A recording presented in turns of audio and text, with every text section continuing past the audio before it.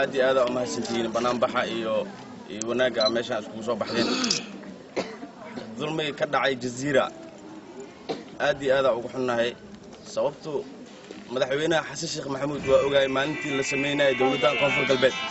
wuxuuna ku jiri dadka aqoonsiga ku jiri ciidamada dawladda Soomaaliya anaga waxa u maleynayna ciidamo oo Soomaaliya u dhaxeeya laakiin ma u maleynayna ciidamo loo isticmaalo wixii la rabo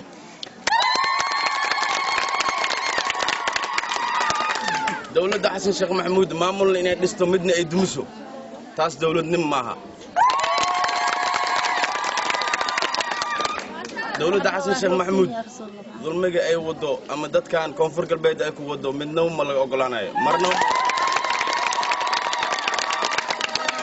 wax soconaayeen maaha dulmi qof ogolaanayo male dawladdan koonfur galbeed waa dawlad adduunka dhan ay aqoonsatay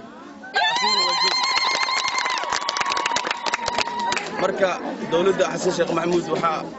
u digaynaa ama u sheegaynaa arrintaas iyada inay dib ugu noqoto dawladdan xasan sheekh maxamuud dawlad oo Soomaali u dhaxaysa inay noqoto hal rabaa Mooryaannimo iyo dulmi waxa laga tagay 91 dadka waxa fiican waxa markii la gudbi inay dareemaan ku fiican tahay dadkan gobolka Shabeellaha hoos jooga ama dadkan saddexda gobol koonfur galbeed dadkan koonfur galbeed ama dadkan gobolka Shabeellaha hoos qaasatan 20 sano iyo 30 sano la dulminayay waxa u maleynaa dulmiga inay ka baxeen ay dawlad noqdeen dad israacsan inay noqdeen dad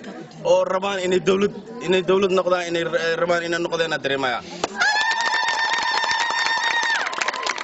marka dawladda Soomaaliya ma rabto dadkan koonfur galbeed inay dawlad noqdaan adduunka waxa uu sheegaynaa dawladda Soomaaliya oo xasan sheekh madaxweynaha ka yahay ummadda inay ka qabtaan koonfur galbeed hadaan nahay dawladeena koonfur galbeed waa dhisantay cid ay u joojineen ma jirto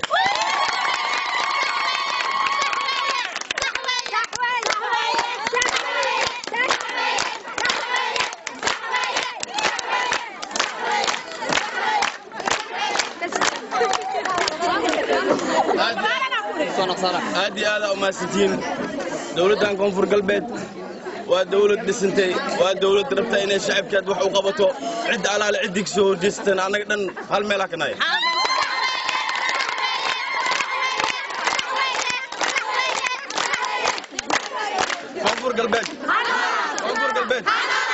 koonfur galbeed madaxweyne shariif